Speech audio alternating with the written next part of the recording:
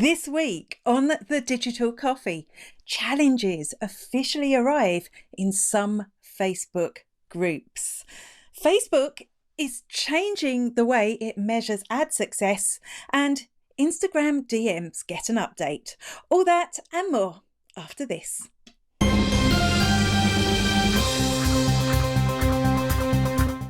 Good morning, good morning, good morning. And welcome to the Digital Coffee. This is your weekly dose of digital marketing and social media news for small business. My name is Amanda Webb. Do you know someone who is a massive Instagrammer but doesn't really use Facebook? Or someone who's a massive Facebooker but doesn't really use Instagram? So if you wanted to message that person, you'd have to remember, which is it? Where is it that I get in touch with that person? I can't really remember. I don't know. Well, Facebook has the solution.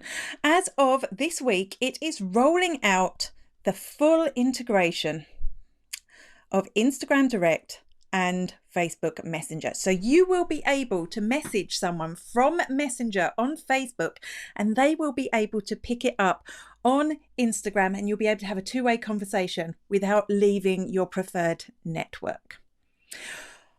With that comes some updates to Instagram Direct, which include Facebooky type things that they're getting from Messenger. You'll be able to change the color or the theme colors of your particular chat.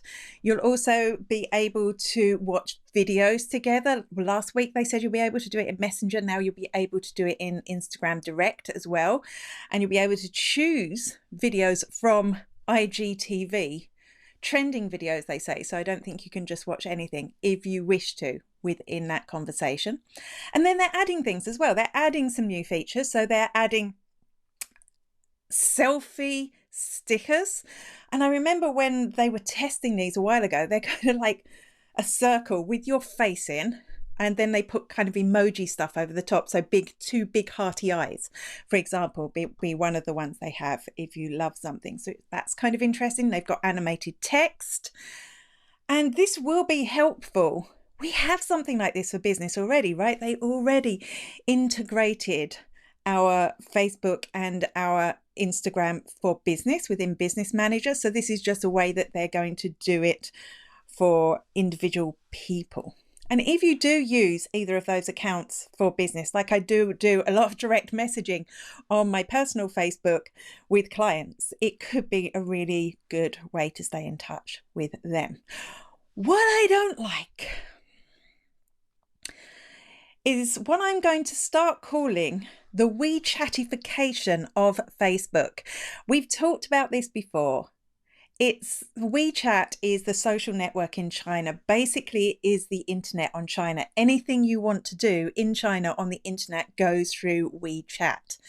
And it looks like this is what Facebook wants to become. They want to be the one platform which becomes the internet for all of us, and we do all our things. And there's actually 3 stories this week that link into that.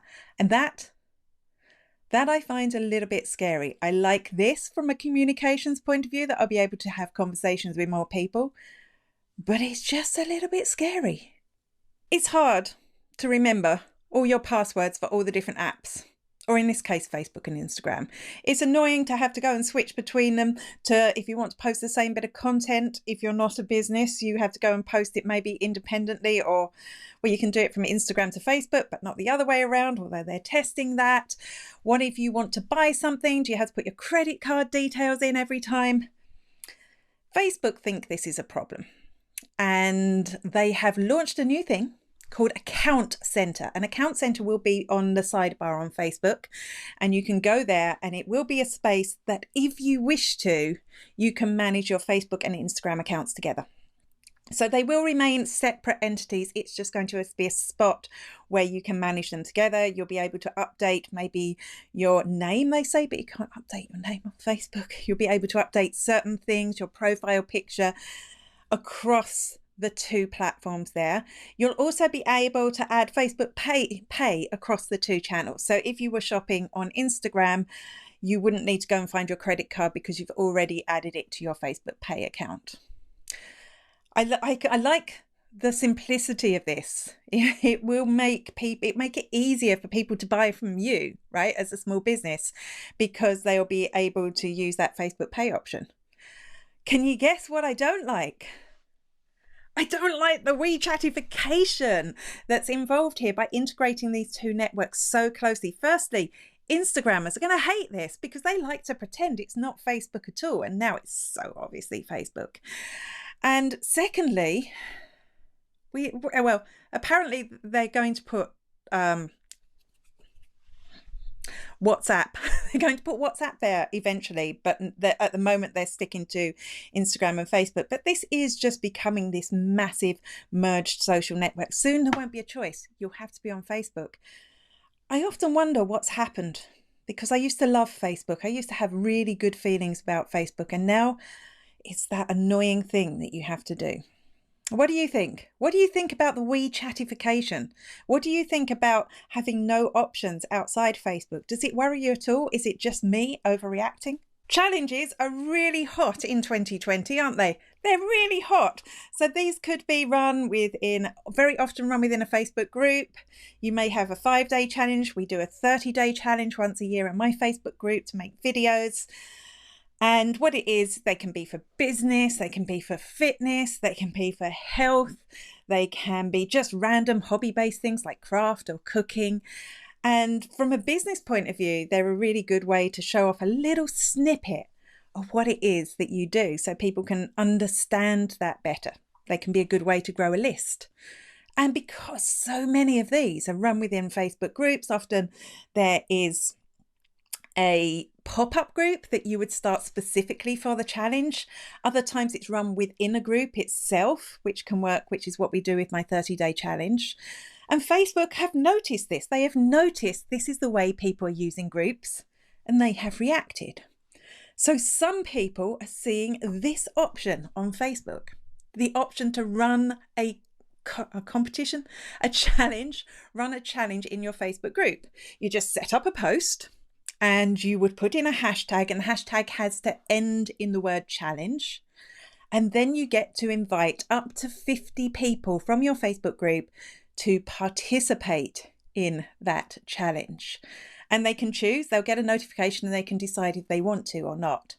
So I do like this. I think this could be a good way to run a challenge within an existing group. I'm not sure how it works. Will there be a new section? A different section on the Facebook group where the challenge runs? I'm not quite sure of the logistics yet, because this is just from a tweet. So we're going to have to see until it gets rolled out further. But what's really interesting for me is, as a business, we can learn how Facebook has reacted here. Facebook saw how people were using one of their products, so they decided to enable that. They decided to become part of that. They didn't put in challenges and tell people to use them. They saw people were creating challenges and decided to assist them with that. And from a business perspective, I think we could do the same. Are people using your product in a specific way? Are people maybe not buying the thing you thought they wanted to buy, but buying something else? And if that fits into your business model, you can totally base your marketing around that. Who has the LinkedIn new look? I don't. Like, what's the story, LinkedIn? I do not have it, but the new LinkedIn look is being rolled out to everyone. And this is what it looks like. It looks cleaner. They've got rid of that dark blue bar. Everything is white and shiny and minimalist. And it actually looks a little bit like, from what I've seen, looks a little bit like the Facebook new look, except people seem to like this. There isn't a lot of change. Let me put that up again. There's not a lot of change, just the color scheme, I think. And you can also see on the top right hand side, I know some people have had this for a while, but I don't. There's a news box, which is really interesting, on desktop. So it's a good place for you to go and maybe find out what's trending in the news. Also on this new look, they've changed search a little bit. So when you do a search, it will be a lot easier to navigate the search results. They've also made this really weird change to messaging. So if you direct message someone and there's a typo in it, they're going to let you edit it even after you've sent it. It will appear underneath that it's edited, and people will be able to view the previous version to make sure you weren't being rude to them or anything, but I think that's a really nice feature. Twitter may wish to look at that because everyone wants to be able to edit tweets. But the most exciting thing for me is LinkedIn stories. Once you get this new look, and this is why I want it, you get LinkedIn stories. And this is weird for me because you may remember when this was first announced, when LinkedIn stories was first said they were going to happen, which was in February of this year, end of February, beginning of March, I was at Social Media Marketing World, and this was my exact reaction. Whereas now I'm really excited. I'm really excited about having the opportunity to reach a different segment of my audience, perhaps, because people who watch stories may not be the same people that look in the feed. And also stories are far more immersive. When we click on a story, it fills the whole of our phone screen, right? So we're completely immersed in the conversation. And also my hope is, although it may be a big wish, that people will actually start putting better content up on their stories, more stuff that makes it real about their working day, rather than just the stream of promotional content I tend to see on LinkedIn. Facebook launched this new events tool. And it's cool because what you get to do, particularly for a small business, you'll be able to set up an event, sell tickets, actually sell the tickets within Facebook itself. You won't have to leave to sell the tickets. And then if it's a virtual event, you'll even be able to host the event within the Facebook event tool. And they're already rolled out. They're pretty cool. But there was a problem. Facebook said, look, here, I'm going to give you this for free for a year. We'll talk about that more in a little while. So you get it free for a year. Facebook aren't going to take a cut. But if you booked your ticket on an iPhone or on an iPad, that means that the person who's running the event wouldn't get the full cut, because Apple take, I think it's like 30%, it's loads, from any payment that is made through an app on their store. Fortnite users will be well aware of this. So that was a problem. You buy on Android, it's free. You buy on desktop, it's free. But if you buy via an Apple device, it was going to cost the event organizer. They were going to lose 30% of their revenue. And actually, when you think about it, when Facebook do bring in charges, if that's 10%, that's 40% of your revenue gone already. You just have to attract Android users, I guess. The good news is that Apple have decided to waive this fee until the end of the year. So you will be able to set up and sell these Facebook events with no charge at all. Do you know what I'm going to say? I really like that this is a great tool for small businesses. And I think small businesses will really be able to make some money out of running these events, particularly while it's free. But this is more WeChatification of Facebook, isn't it? If we're doing everything, setting up our events, paying for our events, running our events on Facebook, there's this whole wonderful World Wide Web that we won't be accessing. I don't want to throw all my eggs in with Facebook. Some Facebook ads news now. If you run Facebook ads, you're going to know what I'm talking about straight away. But don't worry, if you don't, I am going to explain it. I have never been a fan of the 28-day attribution window. And I'm sure if you run Facebook ads, you're not either. If you don't know what I'm talking about, this is how it works. If you put a pixel on your website, Facebook will measure conversions to your website. So it will know every time somebody buys something or signs up for something, depending what information you give it. Now, when you run an ad, it will take credit for a sale on your website if somebody saw the ad and purchased on your website within 7 days of seeing that ad, not even clicking it. If they clicked the ad, they will take credit for the sale on your website for up to 28 days after they've clicked the ad. Now, it is nice to know that somebody saw the ad and later on bought, because that would have been one of the contacts they would have had with you. It's nice to see that somebody clicked a link and then bought from you. But I don't think we can really give Facebook credit for that, because maybe they saw a Google ad afterwards and that's when they bought. Or maybe you sent them an email and that's when they bought. Maybe they saw the Google ad before they saw the Facebook ad and that's when they bought. Maybe they saw an organic social post and that's when they bought. Maybe they met a friend in the street who recommended them and that's when they bought. There are so many different ways that somebody could have bought aside from seeing your ad. So I like that we know that somebody clicked and then bought, but I don't like Facebook taking the full credit for it. And that's a problem. And you'll often, if you run Facebook ads, you'll need to have this conversation with your client. So Facebook are ditching that 28-day window. It will now be a 7-day window if you click, which is good. This is more accurate. I feel I would like it to be an immediate click, but you can actually go and see the attribution windows and when somebody converted. So I think this is good. They're citing privacy issues, the reason that they're doing this, because there has been a whole lot of stuff that's happened. The new iOS, for example, blocks cookies. By default, you have to decide that you want to be tracked on your phone, which of course we don't.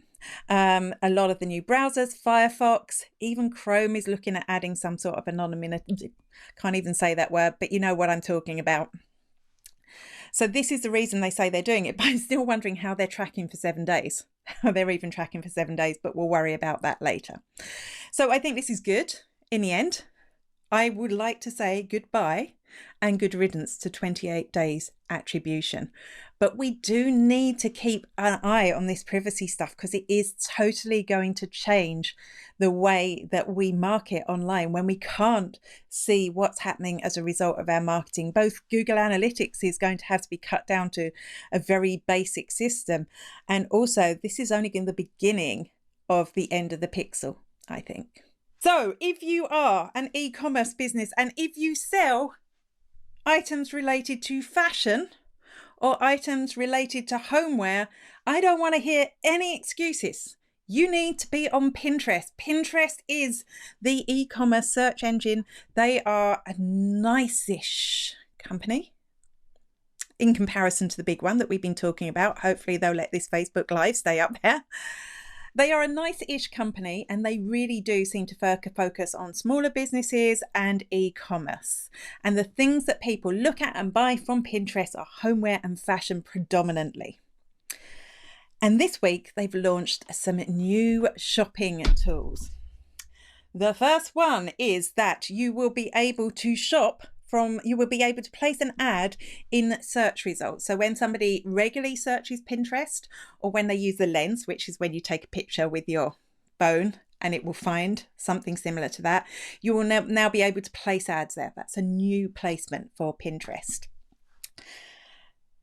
Secondly, I'm lost now.